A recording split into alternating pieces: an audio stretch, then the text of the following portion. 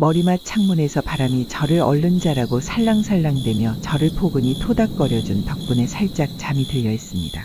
그런데 갑자기 오른쪽 어깨 위, 얼굴보다는 아래로 뭔가 무거운 것을 놓은 것 마냥 그쪽이 쑥 꺼지는 게 느껴졌습니다. 그 다음 왼쪽에서도 침대가 그렇게 쑥 꺼졌습니다. 그러고선 뭔가가 저희 코끝을 바람에 따라 간질간질거렸습니다. 순간 너무 간지러워 재채기를 하고선 눈이 떠졌습니다. 그리곤 저는 기함을 지를 수밖에 없었습니다. 침대에 누운 저를 양발 사이에 두며 그 소녀가 서 있었던 것입니다. 코끝을 간지렸던 것은 그 소녀의 치마가 바람에 나부끼며 그 끝자락이 얼굴에 닿았기 때문이었습니다. 너무나 놀란 저는 크게 소리를 질렀습니다. 비명을 지르며 세차게 몸을 버둥거리는 순간 눈이 떠졌습니다. 그것은 다행히도 꿈이었습니다. 그 이후로 저는 혼자 잠을 자기 어려워졌습니다. 그래서 부모님과 함께 잠을 자기로 했죠. 부모님과 같이 자니 안심이 되었습니다. 그래서 그런지 그런 꿈은 이제 꾸지 않게 되었습니다. 그렇게 일상은 평범하게 흘러갔습니다. 그러던 중 아버지가 출장을 가게 되어 어머니와 저만 집을 지키게 됐습니다. 아버지가 출장을 간 그날 밤 그때 이후로 언제나 그렇듯 잠을 잘 때는 안방에서 어머니와 함께 잤습니다. 포근하고 아늑하게 만드는 어머니의 품 안에서 저는 눈을 감자마자 금세 잠들어 버렸습니다. 그렇게 잠이 막 깊게 들어버릴 때쯤에 찍, 찍, 찍 같은 천장에서 부지런히 돌아다니는 조그마한 쥐 소리 같은 것이 났습니다. 그렇게 쥐인가 보다 생각할 때쯤 갑자기 태풍같이 요란하게 찌그덕, 찌그덕, 찌그덕 거리는 소리가 한밤중 고요한 저희 잠을 흔들어 깨웠습니다.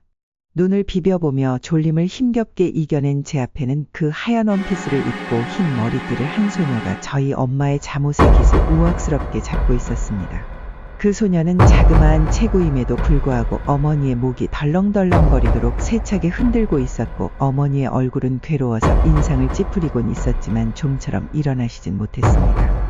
저는 너무 깜짝 놀랐지만 어머니를 괴롭히는 모습을 보니 화가 나 저도 모르게 뛰어들어 그 소녀를 손바닥으로 내치듯 밀어냈습니다.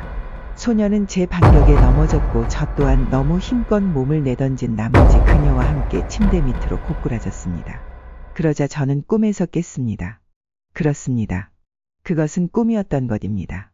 안도감과 함께 이상한 허탈감이 느껴졌지만 그걸 느낄 새도 없이 매캐하고 시큼한 향이 코를 찔렀습니다. 눈아픈 연기가 자욱했고 열린 방문 사이로 치솟는 화마가 거실을 가득 메웠습니다. 저는 엄마를 세차게 흔들며 깨웠고 주변 환경에 깜짝 놀란 엄마는 저의 손을 잡고 밖으로 얼른 빠져나왔습니다. 다행히 밖으로 나갈 때까지 방해물이 많지 않아 큰 어려움은 없었습니다. 이웃집의 도움을 받아 아버지께 연락을 했고 그나마 가까운 할아버지, 할머니 댁에 머무르게 되었습니다. 깜짝 놀라신 할머니와 할아버지는 어떻게 된 일이냐며 물어보셨고 저희도 자다 깨서 갑작스럽게 나온 상황이라 잘 모르겠지만 아무래도 옆집 또한 불이 난 걸로 보아 옆집 또는 저희 집에서 원인불명의 화재가 난 것 같다라고 설명했습니다. 그때 할머니께서는 어머니를 의아하게 쳐다보셨습니다. 아니 정확히는 어머니의 목을 유심하게 바라보았습니다. 그러더니 며느라가 목에 그게 뭐니? 라고 하셨습니다. 그 순간 모두 어머니의 목에 집중했고 방 안에 있는 모든 이들은 당황할 수밖에 없었습니다. 왜냐하면 목에는 시퍼렇고 검붉은 멍자국이 사슬처럼 한 줄로 나 있었기 때문입니다. 모두들 그것의 영문을 모르고 의아해하고 있을 때 저는 꿈에서 그 소녀가 엄마의 목을 올가매듯 잡고서 세게 흔들던 것이 생각나 말씀을 드렸습니다. 모두들 깜짝 놀랐지만 특히 할아버지께서 제일 놀라셨습니다. 그리고 할아버지께선 어렵게 입을 열며 이야기를 시작하셨습니다. 그 이야기를 듣고선 할머니와 어머니 그리고 저까지 모두 놀라며 안타까워할 수밖에 없었습니다. 할아버지가 아주 어렸을 때였습니다. 할아버지에겐 큰 누이가 계셨습니다. 누이는 밝고 활발하며 누구에게나 친절한 성격이었습니다. 할아버지네 가족들은 전부 누이를 좋아했고 그 누이 또한 가족들을 사랑했다고 합니다. 정말로 누가 보기에도 참 화목한 가족이라고 인정했을 거라고 말하셨습니다. 하지만 하늘이 질투가 났었던 걸까요?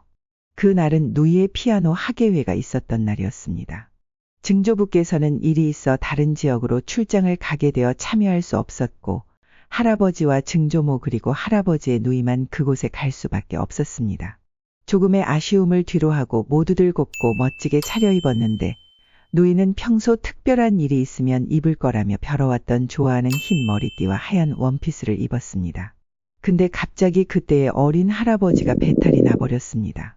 참을 수 없이 너무 아팠었고 아직 시간이 많이 남아있었기 때문에 증조모와 함께 할아버지는 시내에 있는 병원에 가게 되었습니다. 그렇게 증조모와 할아버지가 병원에 가 있는 중 누이가 홀로 있던 집에서는 알 수 없는 화재가 일어났고 집에서 혼자 있었던 할아버지의 큰 누이는 빠르게 나올 수 없었던 건지 집과 함께 불에 휩쓸릴 수밖에 없었습니다. 온 집안과 온 마당을 불은 다 태워버렸는데 그 마당의 복숭아 나무만큼은 번개 모양의 크고 검은 그을음만 남긴 채 온전히 남아있었습니다. 그 나무는 평소 할아버지의 누이가 매우 좋아했던 나무였고 그 나무의 온전함을 누이로 인한 것이라 생각한 할아버지의 가족들은 그 나무에게 고사를 지내고 그것을 평소 누이의 취미였던 피아노로 가공을 했던 것입니다. 그렇게 그 피아노는 증조부모가 돌아가시고 할아버지께서 소중히 갖고 계시다 피아노를 전공하신 어머니에게로 전달되었습니다. 우리는 모두 이야기를 입 밖으로 꺼내진 않았지만 한 생각이었을 것입니다. 그 피아노에 깃든 할아버지 누이의 선한 영혼이 나와 엄마를 구해줬다는 것을요. 그렇게 생각했던 이유는 모두의 눈이 촉촉히 젖어 있었기 때문입니다. 큰 소동이 끝나고 엄마 품에 잠들었을 때 꿈을 또 꾸게 됐습니다. 그리고 저는 보았습니다. 불길이 번져 시커매진 우리 집을 뒤로하고 엄마와 제가 재빨리 빠져나와 이웃집으로 도망갔을 때 거센 불길 속에서 우릴 보며 온몸이 그을려버린 하얀 원피스와 머리띠를 한 그 소녀가 저희를 보며 너무나 밝은 미소를 짓는 모습을요.